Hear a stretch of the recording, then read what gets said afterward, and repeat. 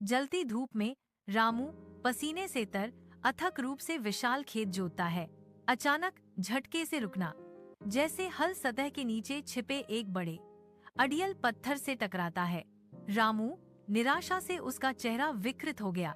पत्थर को हटाने के लिए संघर्ष करता है। उसके प्रयास व्यर्थ साबित हो रहे हैं। विशाल मैदान में रामू भोला को पुकारता है। उसकी आवाज खुले में गूंजती है।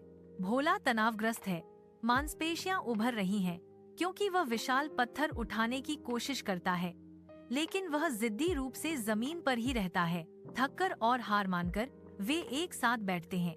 उनकी निराशा शांत खेत में स्पष्ट है। धनिया आता है। रामू और भोला को थका हुआ पाता है। पत्थर की कहानी हवा में भारी है। धनिया हंसती है, एक कुदाल पकड़ती है। ताकत से ज्यादा अकल काम आती है। वह अपनी आंखों में चमक के साथ घोषणा करती है। कौशल से वह पत्थर को खोदती और लुढ़काती है, जिससे रामू और भोला आश्चर्यचकित रह जाते हैं। एक निर्दयी धूप के नीचे रमालल और कमला अपने खेत का सर्वेक्षण करते हैं। सूखे हुए फसलों और फटी हुई धरती का एक उजाड़ विस्तार। रमालाल की आवाज निराशा से कांपती है। बेटी, हमारे लिए यहाँ कुछ नहीं बचा है, हमें शहर जाना होगा। कमला की आंखें लचीलेपन से चमकती हैं। हम सब मिलकर सब कुछ ठीक कर देंगे पिता, वह प्रतिज्ञा करती है। उसकी आवाज दृढ़ संकल्प से गूंजती है। एक व्यस्त शहर की दुकान के अंदर रमालल और कमला ताजी सब्जियां बेचते हैं, जो रंगों और सुगंधों का एक जीवंत प्रदर्शन है। कमला एक ग्राहक को सेवा देते हुए गर्मजोशी से मुस्कुराती है, जबकि रामलाल सावधानी पूर्वक खातों का प्रबंधन करता है। ग्राहक पूछता है, आप इतने शिक्षित हैं, आप यहाँ काम क्यों कर रही हैं?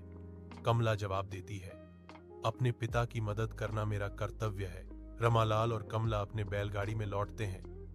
पहिए उनके हरे भरे गांव के रास्ते पर धूल उड़ाते हैं। कमला का चेहरा खुशी से चमक उठा। वह सोचती है, पिताजी, हमने कर दिखाया, हमने एक नया जीवन शुरू किया। रमालाल सिर हिलाते हैं। उनकी आंखों में गर्व और राहत झलकती है। हाँ बेटी, हमने मिलकर सब कुछ बदल दिया। तेज धूप में ब्रूस बैनर एक छोटे से खेत में बीज बोता है। उसकी हरकतें जानबूझकर और शांतिपूर्ण हैं। वह मिट्टी को पानी देता है और खरपतवार हटाता है। उसकी शांत नजर गहरी होती जाती है, क्योंकि पृष्ठभूमि में पक्षी चहचहाते हैं। ब्रूस गहरी सांस लेता है। उसके होठों पर एक मुस्कान आती है, क्योंकि उसे लगता है कि उसने आखिरकार शांति पा ली है।